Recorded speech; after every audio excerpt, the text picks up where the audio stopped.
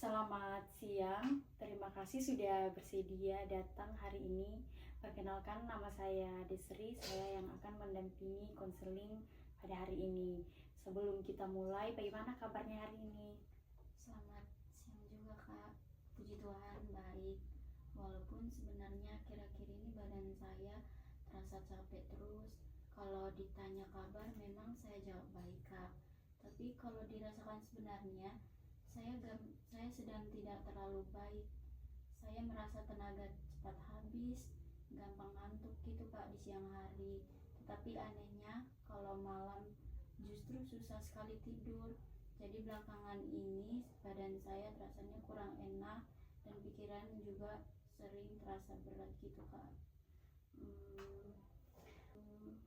Oke, terima kasih ya sudah mau menceritakan kondisi yang sedang dirasakan. Nah, saya menghargai keberanian Anda untuk datang ke sini.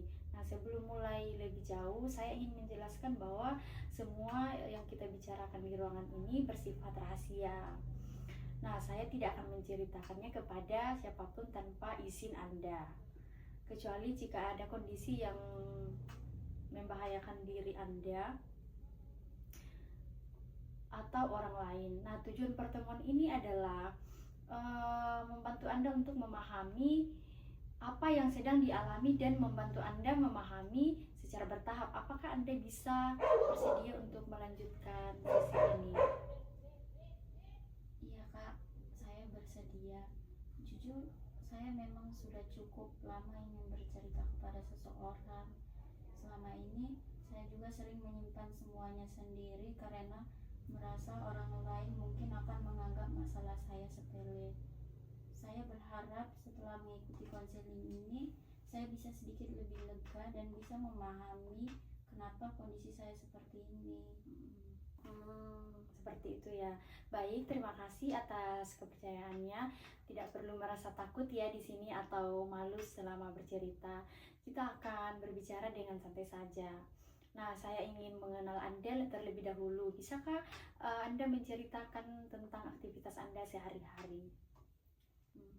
Jadi gini Kak, saya ini mahasiswa teknik semester akhir. Aktivitas saya setiap hari itu lumayan padat juga Kak. Pagi biasanya kuliah atau mengerjakan revisi tugas. Kalau tidak ada kuliah, saya mengerjakan laporan praktikum atau mencari jurnal. Selain itu, saya juga aktif mengikuti organisasi kampus, Kak. Jadi, kadang ada rapat atau kegiatan lainnya begitu.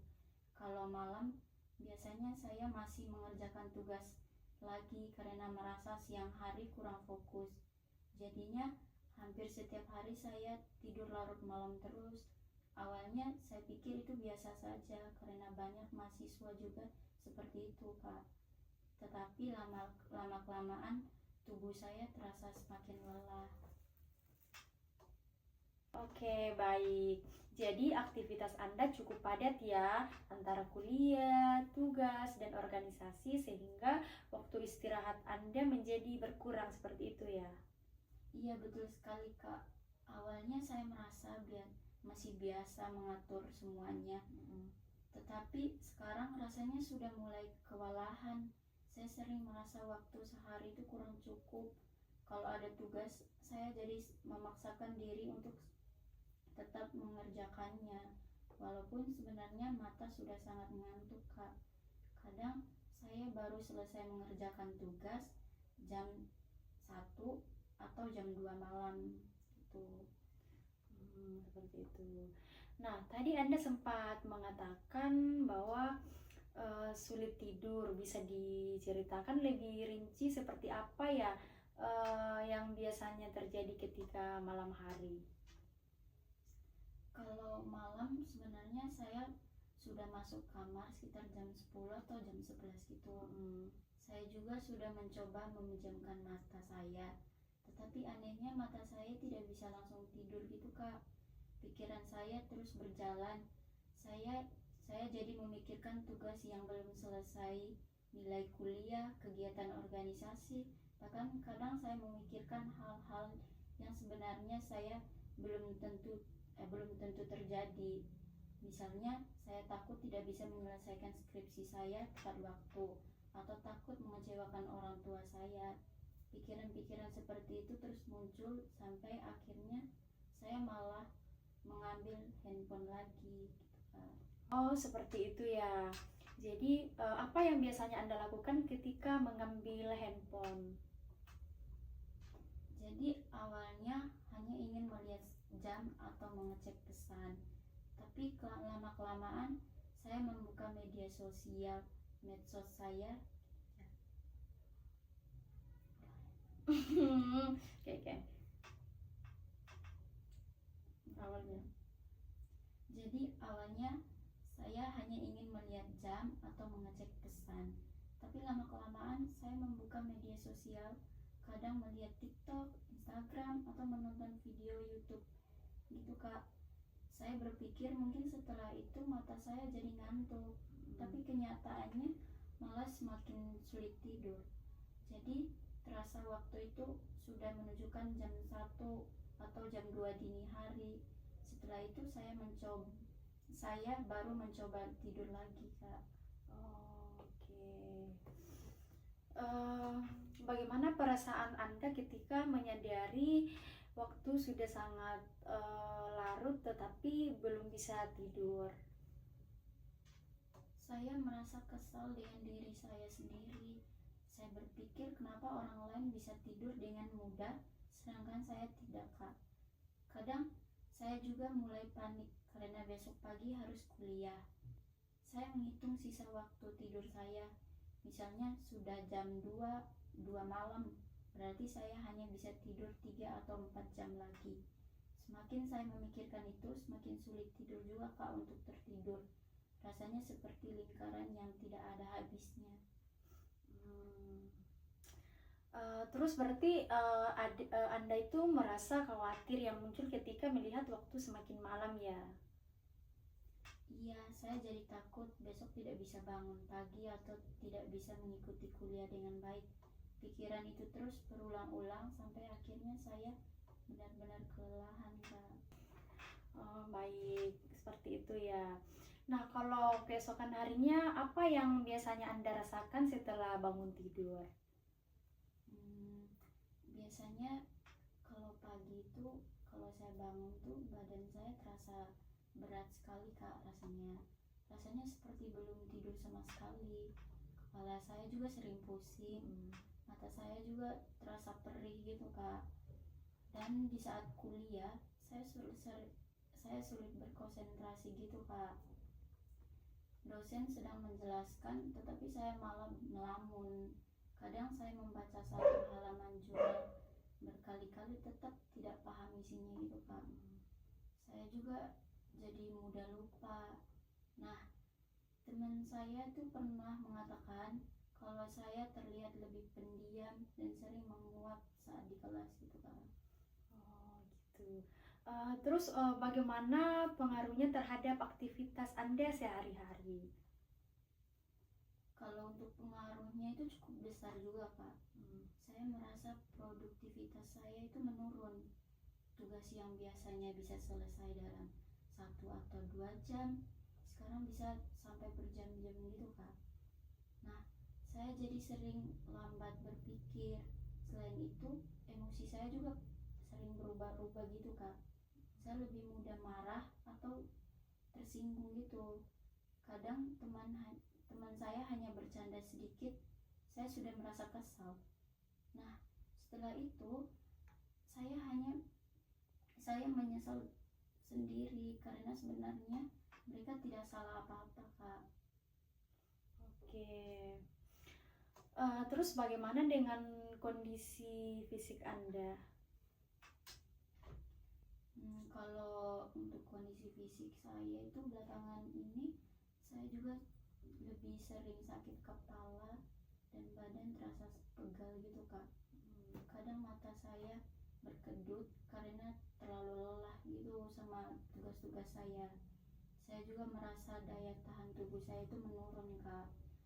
Dan beberapa minggu terakhir ini saya sempat flu dan batuk cukup lama juga. Saya mulai berpikir mungkin ini ada hubungannya dengan kebiasaan tidur saya yang seberantakan ini, Kak. Oke, baik. Terima kasih sudah menceritakan apa yang Anda alami dan sangat terbuka. Nah, dari cerita Anda, saya bisa memahami bahwa kurang tidur ini sudah mulai memengaruhi aktivitas, emosi, bahkan kesehatan fisik Anda. Nah, saya ingin bertanya, sejak kapan Anda mulai merasakan kesulitan tidur seperti ini? Kalau diingat-ingat juga Kak, mungkin sekitar 4 atau 5 bulan terakhir ini. Awalnya tidak terlalu sering, paling hanya 1 atau 2 kali dalam seminggu gitu Kak. Saya berpikir itu karena sedang banyak tugas, jadi saya tidak terlalu memperdulikan itu. Tetapi lama kelamaan justru semakin sering. Nah, sekarang hampir setiap malam saya mengalami hal yang sama itu Kak. Bahkan ketika tugas sedang tidak terlalu banyak pun saya tetap sulit tidur. Jadi rasanya masalah ini sudah menjadi kebiasaan yang sulit dihilangkan Kak. Oke. Nah, ketika pertama kali mengalami kesulitan tidur, apakah ada peristiwa tertentu yang sedang terjadi dalam hidup Anda? Kalau waktu itu memang banyak sekali tuntutan Kak. Saya sedang mengikuti praktikum, mengerjakan beberapa tugas besar, dan mulai memikirkan proposal penelitian. Dan selain itu saya juga ikut organisasi sehingga hampir setiap hari ada rapat atau kegiatan itu Kak. Saya merasa semua harus dikerjakan dengan baik. Kalau ada satu tugas yang belum selesai, saya langsung merasa bersalah dan takut nilainya jelek semua itu Kak. Sejak saat itu saya mulai sering begadang. Oke. Jadi saat Anda berbaring di tempat tidur dan belum bisa tidur, pikiran apa yang paling sering muncul? Seperti apa pikiran Anda ketika mau tidur? Yang paling sering muncul itu adalah rasa takut saya Kak. Rasa takut saya itu tidak bisa memenuhi harapan gitu Kak. Nah, saya ingin nilai saya bagus, ingin lulus tepat waktu, dan ingin membuat orang tua saya bangga Kak. Kadang saya merasa kalau saya gagal menyelesaikan tugas dengan baik, berarti saya mengecewakan mereka Kak. Saya juga sering memikirkan masa depan, misalnya setelah lulus nanti apakah saya bisa mendapatkan pekerjaan yang sesuai gitu Kak. Apakah saya cukup mampu bersaing dengan orang lain? Pikiran seperti itu terus berputar di kepala saya Kak. Kadang saya juga mengingat kesalahan-kesalahan yang pernah saya lakukan. Misalnya saya merasa seharusnya dulu saya lebih rajin belajar atau lebih pandai mengatur waktu itu Kak. Nah, akhirnya saya malah menyalahkan diri saya sendiri. Semakin dipikirkan, hati saya semakin tidak tenang Kak. Jadi pikiran Anda bukan hanya tentang tugas hari ini, tetapi juga tentang masa depan dan penilaian terhadap diri sendiri, seperti itu ya kira-kira? Benar sekali Kak. Saya merasa kepala saya tidak pernah benar-benar istirahat gitu. Walaupun badan saya sudah sangat lelah sekali, pikiran saya masih terus bekerja. Rasanya seperti ada suara di dalam kepala saya terus mengingatkan saya tentang semua hal yang belum selesai itu. Oke. Ketika semua pikiran itu muncul, perasaan apa yang paling kuat dan Anda rasakan? Kalau perasaan saya itu, saya merasa cemas, takut, dan kadang sedih Kak. Cemas karena khawatir tidak bisa menyelesaikan semuanya. Takut kalau hasil kerja saya tidak sesuai harapan. Dan sedih karena saya merasa dulu saya tidak seperti ini. Dulu saya masih bisa tidur dengan tenang. Sekarang setiap malam saya merasa takut menghadapi waktu tidur karena saya sudah yakin pasti akan sesusah itu tidur lagi. Kadang saya juga merasa kecewa Kak pada diri saya sendiri. Saya berpikir kenapa saya tidak bisa mengendalikan pikiran saya gitu Kak. Saya tahu sebenarnya tubuh saya itu butuh istirahat, tetapi saya tetap tidak bisa tidur Kak. Rasanya membuat saya semakin stres gitu Kak. Oke, terima kasih sudah menyampaikan perasaan Anda dengan jujur. Dari yang saya dengarkan, Anda sedang membawa beban yang cukup berat ya. Tidak hanya tubuh yang kelelahan, tetapi pikiran dan perasaan Anda juga terus bekerja tanpa henti. Seperti itu kira-kira. Iya Kak, kadang saya sendiri merasa capek dengan keadaan ini. Saya ingin tidur sekali seperti orang lain, cukup memejamkan mata lalu bisa langsung tidur Kak. Tapi saya juga sudah mencoba memaksa diri saya untuk tidur lebih awal gitu Kak, tetapi hasilnya tetap sama aja. Akhirnya saya merasa putus asa Kak. Oke. Saya ingin mengetahui kebiasaan Anda sebelum tidur. Biasanya apa saja yang Anda lakukan sekitar 1 atau 2 jam sebelum tidur? Bisa Anda ceritakan? Kalau malam saya biasanya masih mengerjakan tugas di laptop Kak. Kalau tugas selesai, saya langsung membuka handphone. Kadang hanya ingin melihat medsos sebentar, tetapi akhirnya bisa sampai 1 atau 2 jam lebih gitu Kak.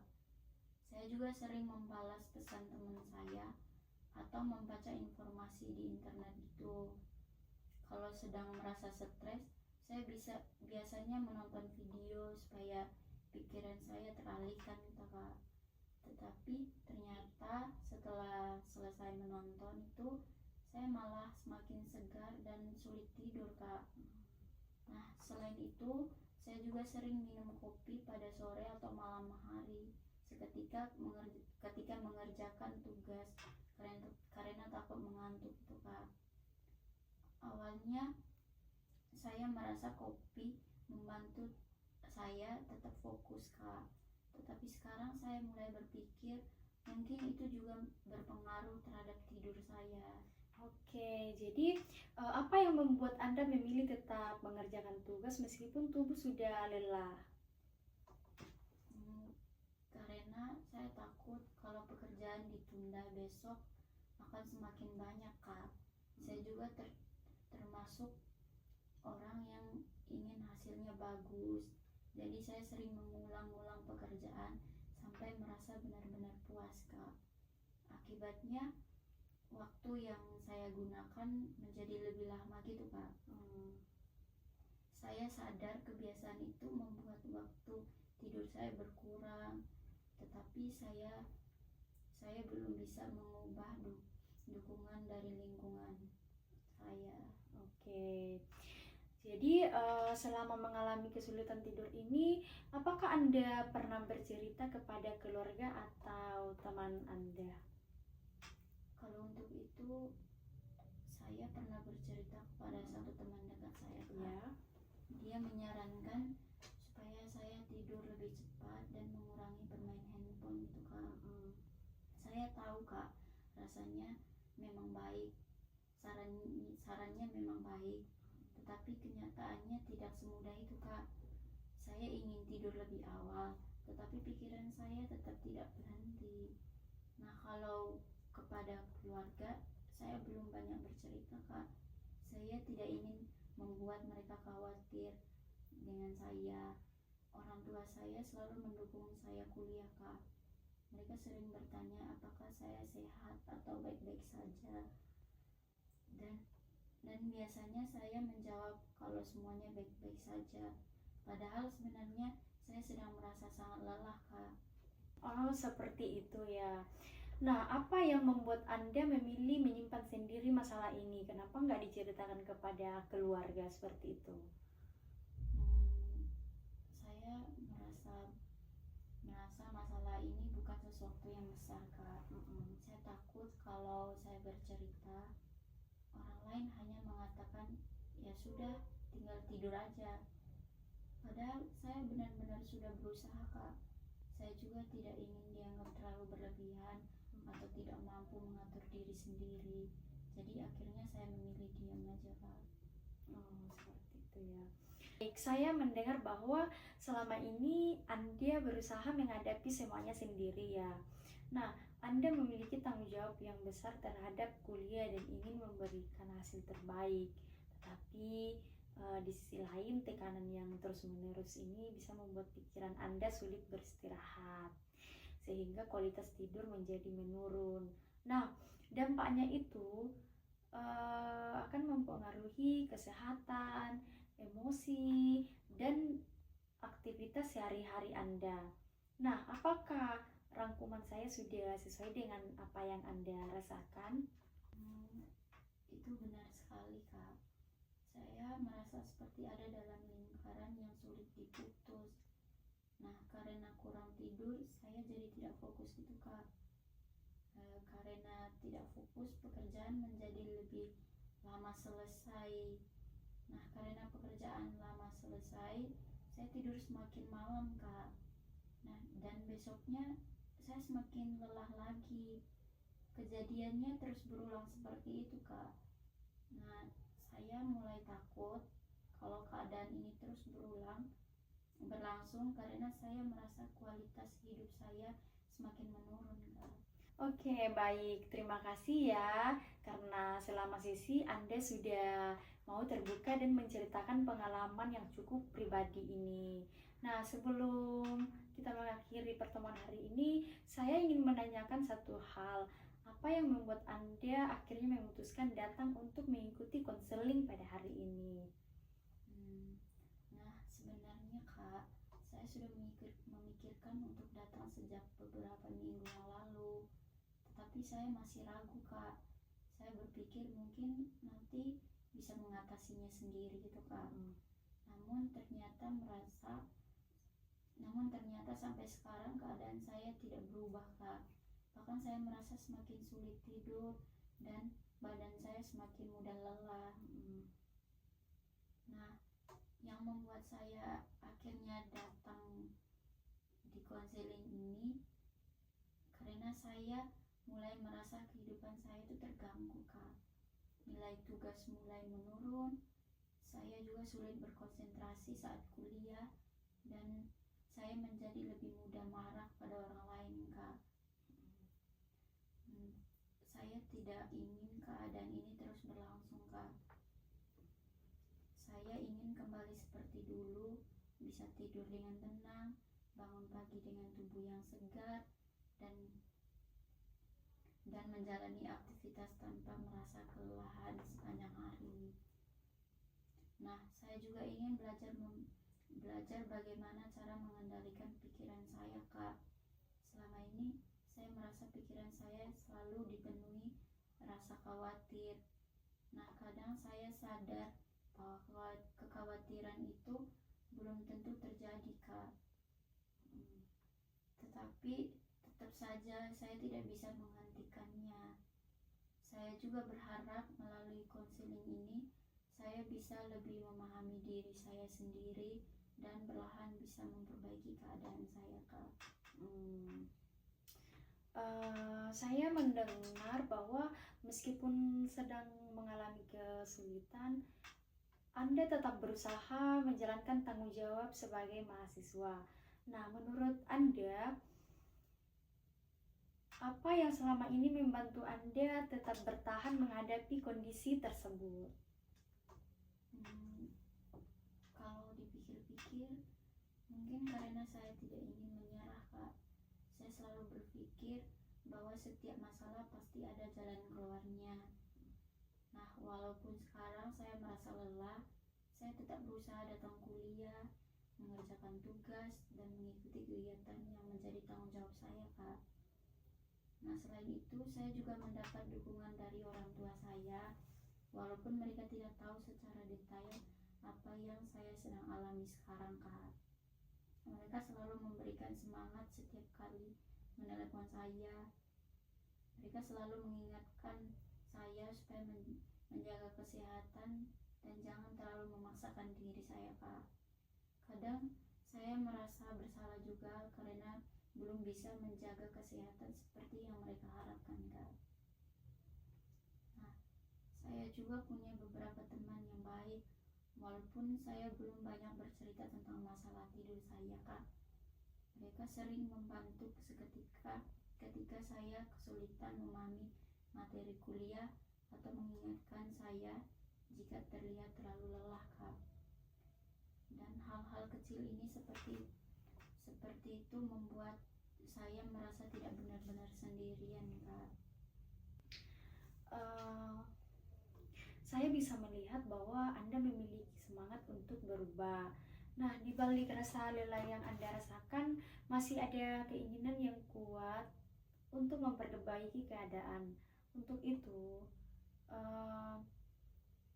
hal itu merupakan hal yang sangat baik. Nah, selama tadi bercerita, saya juga menangkap bahwa Anda sering memberikan tuntutan yang cukup tinggi kepada diri sendiri ya. Nah, Anda ingin semua pekerjaan selesai dengan baik, tidak ingin mengecewakan orang lain, dan selalu memikirkan berbagai kemungkinan yang akan terjadi. Semua itu tampaknya membuat pikiran Anda sulit mendapatkan waktu untuk beristirahat seperti itu ya. Iya, Kak. Saya baru menyadari setelah menceritakan semuanya tadi.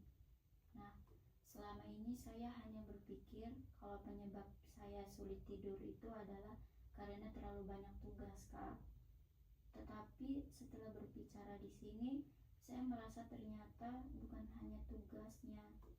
Cara saya memikirkan semua hal ini mungkin ikut mempengaruhi diri saya sendiri, Kak. Saya memang sering memikirkan sesuatu secara berlebihan, bahkan sebelum hal itu benar-benar terjadi pada diri saya sendiri, Kak. Saya juga merasa lebih lega setelah bisa menceritakan semuanya, Kak. Biasanya semua pikiran itu hanya saya simpan sendiri, dan hari ini saya bisa merasakan seperti ada beban yang sedikit berkurang karena akhirnya ada yang mendengarkan tanpa menghakimi saya, Kak. Baik, sebelum kita mengakhiri sesi hari ini, saya ingin merangkum apa yang sudah kita bicarakan. Dari cerita Anda, saya memahami bahwa kesulitan tidur sudah berlangsung sekitar 4 hingga 5 bulan seperti itu ya. Oke. Awalnya hanya sekali, tetapi sekarang hampir setiap malam. Nah, ketika hendak tidur, pikiran Anda dipenuhi berbagai kekhawatiran mengenai kuliah, tugas, masa depan, dan keinginan untuk memberikan hasil yang terbaik. Akibatnya, Anda sering tidur larut malam dan kualitas tidur menjadi menurun, membuat kurang tidur tersebut kemudian berdampak pada banyak hal seperti tubuh mulai merasa lelah, sulit berkonsentrasi, emosi menjadi lebih sensitif. Nah, produktivitas juga menurun dan kesehatan fisik mulai terganggu. Selain itu, Anda cenderung menyimpan masalah sendiri karena tidak ingin merepotkan atau membuat orang lain merasa khawatir. Namun, saya juga melihat bahwa Anda memiliki beberapa kekuatan. Anda tetap bertanggung jawab terhadap kuliah, memiliki dukungan dari keluarga dan teman-teman terdekat Anda. Nah, serta memiliki keinginan yang kuat untuk memperbaiki kondisi yang sudah dialami. Apakah rangkuman tersebut sudah sesuai dengan yang Anda rasakan saat ini dan selama ini? Iya, Kak. Saya merasa rangkuman itu benar-benar menggambarkan apa yang saya sedang alami sekarang, Kak. Setelah mendengarnya, saya jadi memahami keadaan saya sendiri. Saya juga merasa ternyata masalah saya tidak sederhana kurang tidur, tetapi ada banyak hal yang saling berkaitan gitu, Kak. Saya senang karena hari ini bisa menceritakan semuanya dengan tenang. Baik, terima kasih atas keterbukaan Anda selama sesi hari ini. Saya menghargai keberanian Anda untuk menceritakan pengalaman dan perasaan yang selama ini dipendam.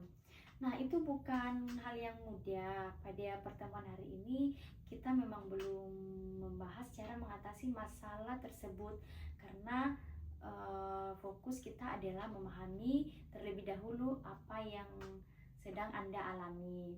Nah, menurut saya, memahami akar permasalahan merupakan langkah penting sebelum menentukan solusi yang paling selesai. Nah, pada pertemuan berikutnya kita akan bersama-sama membahas faktor-faktor yang dapat membantu memperbaiki kualitas tidur Anda. Nah, kita juga akan menyusun langkah-langkah yang realistis dan sesuai dengan kondisi serta aktivitas Anda sehari-hari.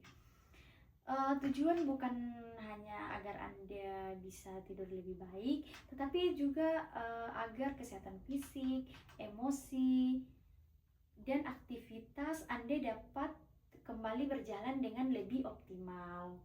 Bagaimana? Apakah Anda bersedia melanjutkan pertemuan berikutnya? Iya Kak, saya sangat bersedia sekali. Setelah mengikuti sesi hari ini, saya merasa lebih tenang Kak. Walaupun masalah saya belum selesai, setidaknya sekarang saya merasa ada harapan bahwa keadaan ini bisa berubah. Nah, saya juga jadi lebih semangat untuk mengikuti pertemuan berikutnya Kak, karena ingin belajar bagaimana cara mengatasi kesulitan tidur yang saya alami sekarang Kak. Terima kasih juga sudah mendengarkan cerita saya tanpa menghakimi saya. Saya merasa lebih lega dibandingkan sebelum datang ke sini Kak. Baik, sama-sama. Saya juga mengucapkan terima kasih atas kepercayaan yang telah Anda berikan selama sesi ini. Semoga setelah pertemuan hari ini, Anda dapat memberikan waktu bagi diri sendiri untuk beristirahat dan tidak terlalu menyalahkan diri sendiri ya. Nah, atas kondisi yang sedang dialami, saya tunggu kehadiran Anda pada pertemuan berikutnya ya. Sampai bertemu kembali. Baik Kak, terima kasih banyak ya. Sampai bertemu di pertemuan berikutnya. Baik, terima kasih.